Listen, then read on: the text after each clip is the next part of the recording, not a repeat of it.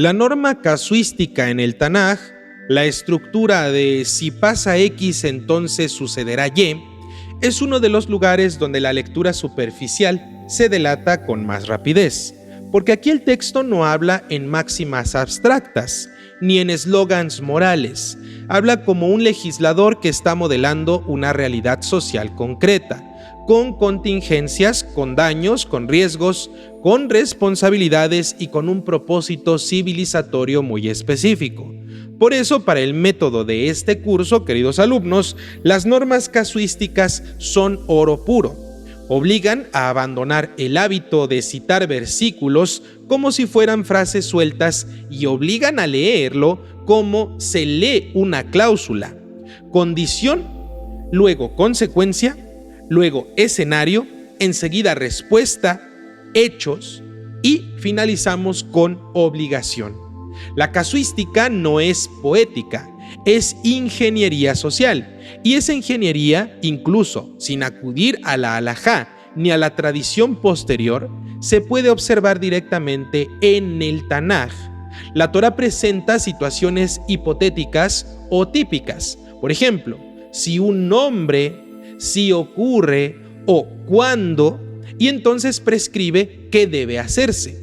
Pero aquí está la clave central de este curso. Esas prescripciones tienen un alcance, están incrustadas en un marco de pueblo, de tierra, de tiempo, de economía agrícola, de estructura familiar, de vida tribal, de esclavitud antigua, de propiedad, de bueyes, de pozos, de límites y de jueces. Es decir, la casuística es el antídoto contra el universalismo irresponsable de nuestros tiempos. ¿Por qué? Porque exhibe de inmediato que el texto está legislando para una comunidad histórica específica. Por eso, cuando alguien dice, la Biblia manda X cosa, muchas veces lo que tiene en mente es una norma casuística sacada del contexto original y convertida en una regla moral universal.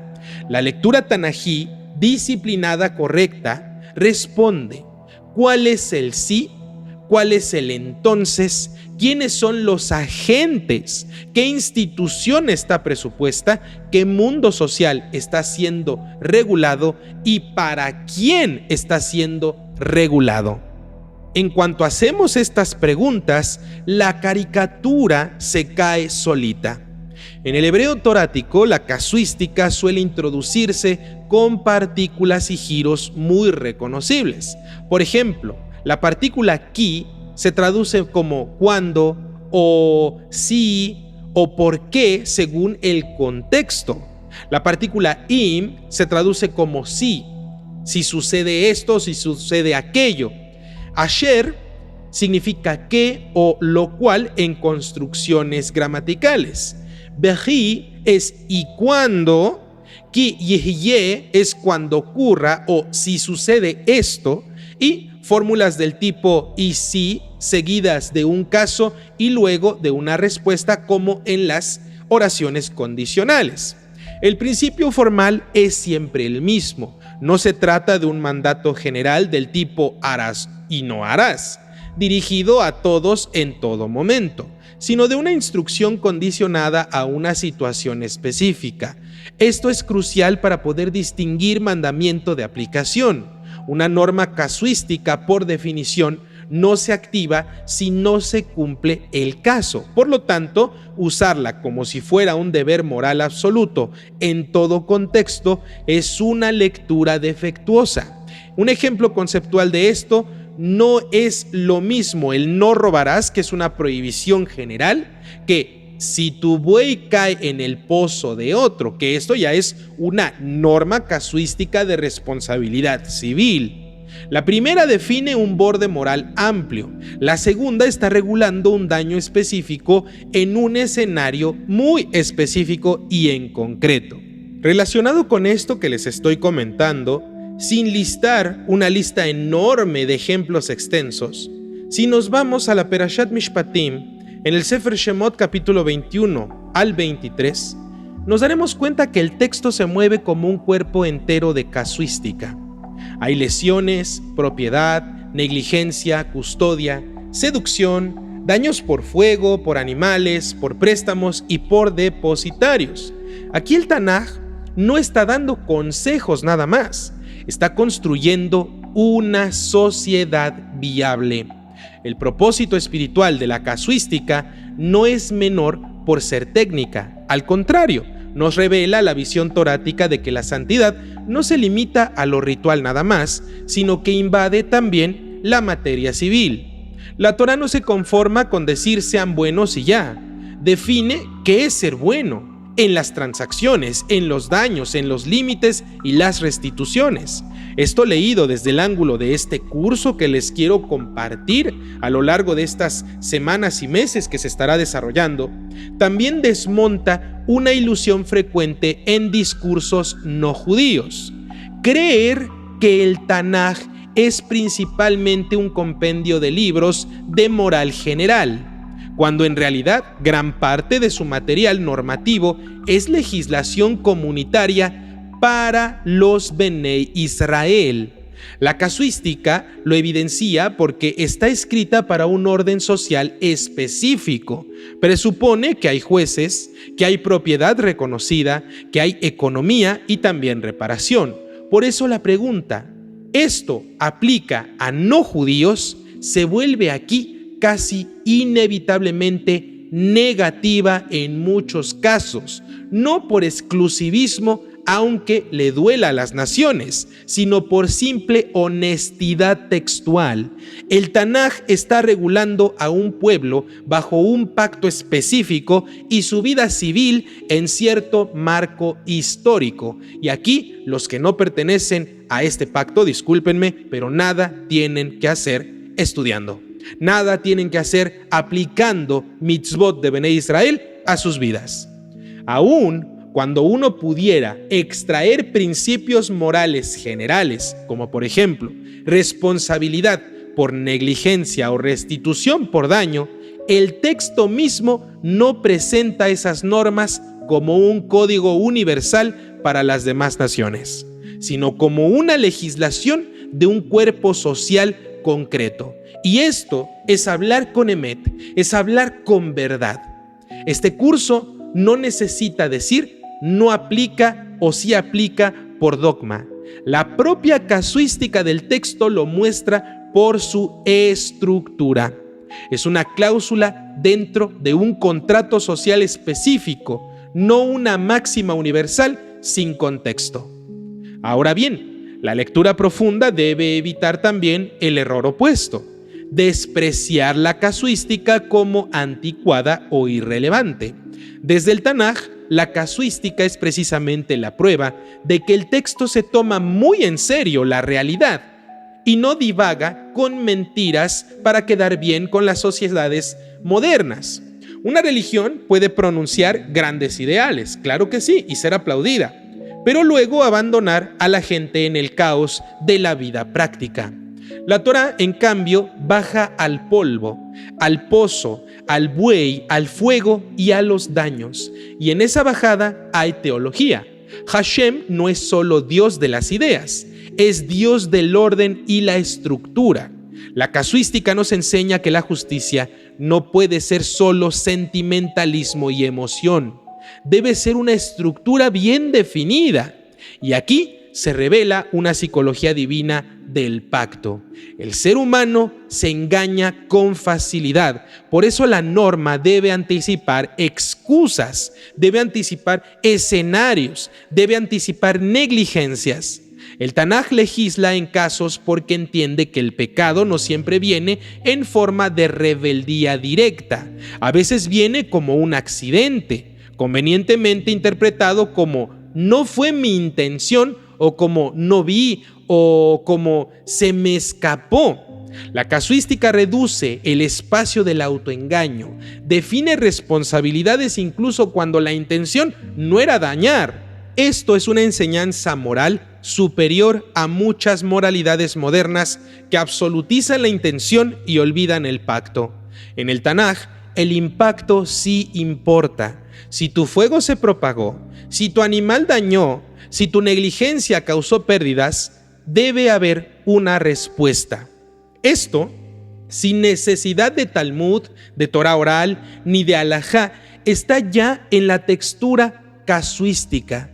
El texto le enseña al lector que se deja llevar por la verdad, que la santidad también es hacerse cargo de las consecuencias de nuestros actos indirectos también.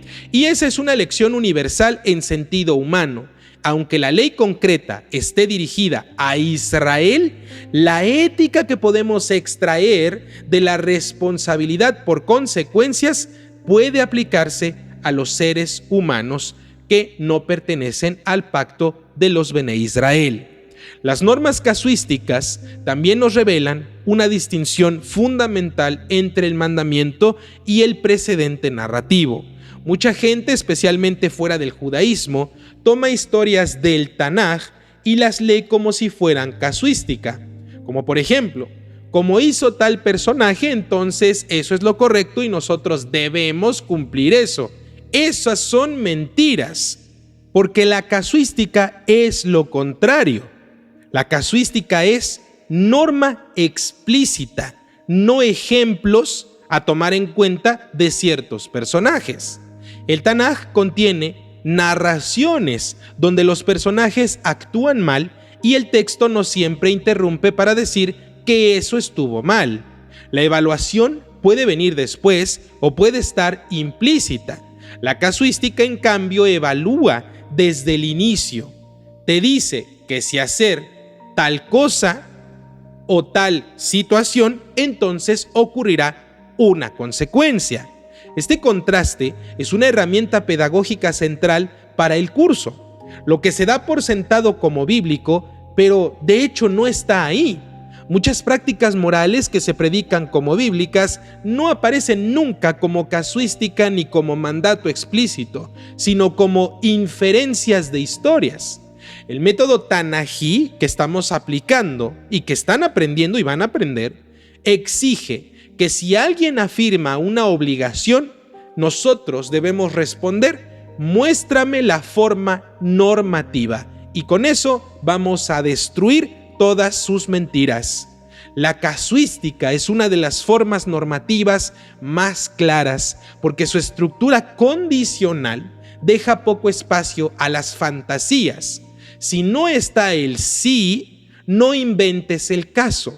Si no está el entonces, no inventes la consecuencia. Y esto va para todos los líderes mesiánicos, pastores cristianos, sacerdotes que toman el Tanaj y lo llaman Antiguo Testamento y lo pegan en mentiras absurdas y le cambian nombres y tratan de hacer valer lo que está ahí para sus religiones, para sus motivos completamente falsos. En términos de alcance, la casuística obliga a distinguir entre tres niveles que suelen confundirse y se los voy a compartir. Número 1, norma positiva, es decir, si pasa X situación, entonces debes hacer Y situación. Número 2, descripción práctica social. Si pasa X, la gente suele hacer Y. Y número 3, advertencia profética. Si hacen X cosa, ocurrirá Y. Los tres pueden sonar así entonces, pero no son lo mismo. La casuística legal está ubicada típicamente en secciones legislativas toráticas. La advertencia profética aparece en Nevim con tono de juicio. La descripción social aparece en narrativas o sabidurías. El alumno, que no distingue géneros, puede convertir una amenaza profética en una ley, y esto no es correcto. O puede convertir una descripción de costumbre en un mandato, y también esto es falsedad. O puede convertir una casuística legal de Israel en un código universal, y esto es un error, una aberración de la realidad noajida. Por eso, la frase "si pasa X, entonces sucederá Y cosa" no basta. Hay que preguntarnos, ¿quién está hablando? ¿En qué sección? ¿Con qué autoridad textual? La casuística legal suele estar en boca del legislador divino mediado por Moshe en contexto del pacto. La advertencia profética suele estar en boca de un profeta denunciando a Israel o a una nación y anunciando consecuencias. La sabiduría puede presentar sí, entonces, como patrón de vida, no como una ley. Este curso está restringido al Tanaj y de aquí podemos decir y se puede aprender este discernimiento como una alfabetización. Y esa alfabetización es liberadora. Nos va a impedir que el Tanaj sea usado como un arsenal de frases manipuladoras. Desde una perspectiva filosófica, la casuística es la prueba de que el Tanaj entiende la justicia como algo que debe encarnarse en decisiones concretas bajo condiciones concretas específicas. Es decir, la Torá no confía en abstracciones sin aplicación, y esto tiene consecuencias espirituales. ¿Por qué? Porque la espiritualidad torática no es una evasión, es el enfrentamiento con lo real y la verdad. La casuística nos obliga a pensar: ¿qué pasa entonces si hago esto? ¿Qué hago cuando ya hice esto o cuando sucedió aquello? Este tipo de pensamiento produce madurez, queridos alumnos. El ego odia la casuística porque le quita el romanticismo, porque ya no puede decir: yo soy una buena persona. Debe responder en un caso específico con la verdad, y muchas veces eso duele, porque la casuística nos obliga a no endulzarnos el oído con mentiras.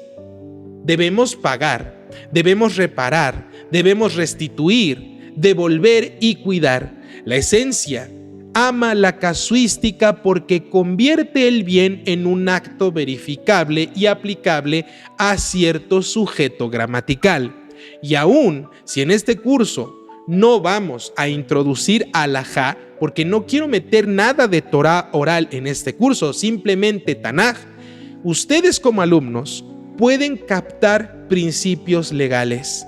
El Tanaj enseña que el bien no es un discurso, es una respuesta adecuada a circunstancias reales.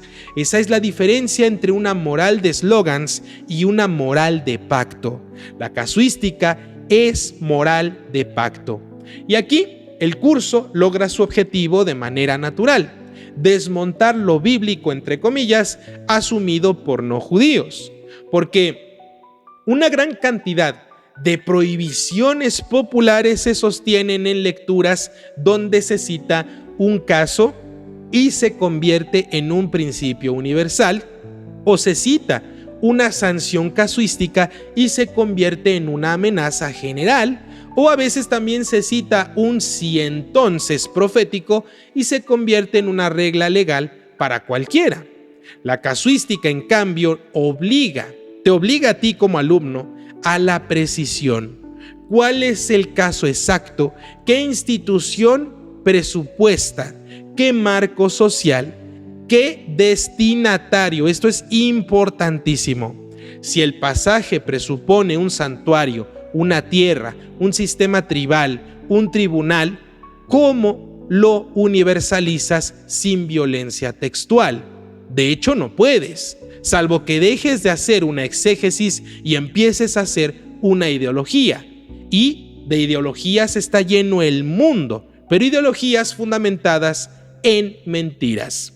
Este curso quiere cortar esa ideología con una herramienta simple: leer las cláusulas. Y leer cláusulas es un acto de humildad porque nos va a impedir usar el Tanaj como un espejo de lo que ya creíamos o de lo que ya presuponíamos. Finalmente, hay un aspecto emocional e innovador que conviene dejar como cierre vivo. La casuística, cuando se lee con honestidad, desromantiza pero también humaniza. Te va a mostrar que la Torá no está escrita para los ángeles, sino para las sociedades reales, con accidentes, con negligencias, con conflictos y daños. No nos pide que seamos perfectos en lo abstracto, nos pide que cuando pase X respondamos con Y situación, que no usemos el accidente como una excusa para no reparar. Ese es el principio ético que las naciones pueden tomar de algunos conceptos judíos. Ese es un principio que atraviesa a las épocas a lo largo de los siglos. Y aquí ocurre algo sorprendente, alumnos. Incluso si muchas normas casuísticas no son universales, en su forma correcta, concreta y compacta, la estructura moral que encarnan, su ética, sí pueden iluminar a las naciones, al no judío, de manera poderosa, porque les está enseñando también una ética de responsabilidad concreta. La vida no se mide por simples declaraciones, se mide por las reparaciones que hacemos a lo largo del tiempo. La santidad no se mide por sentirnos espiritualmente elevados, sino que se mide por hacernos cargo cuando nuestras acciones o cuando nuestros descuidos afectaron a los demás. Y ese aprendizaje tiene una belleza sobria. El Tanaj no te deja esconderte en el ideal, te lleva al caso, te lleva al pozo, al fuego, al daño, y ahí, justo ahí donde el ego querría desaparecer porque no le conviene, el texto nos enseña a aparecer como un ser humano responsable. ¿Por qué? Porque quizá ese sea uno de los secretos más grandes que tiene el Tanaj, que la redención del mundo no se construye solo con grandes proclamaciones, sino con miles de si pasa X, entonces sucederá Y, pero cumplidos con justicia, hasta que la justicia deje de ser simplemente una teoría y se vuelva una costumbre en sus vidas. Y esa costumbre lentamente se convierta en un hogar de paz donde la vida pueda respirar.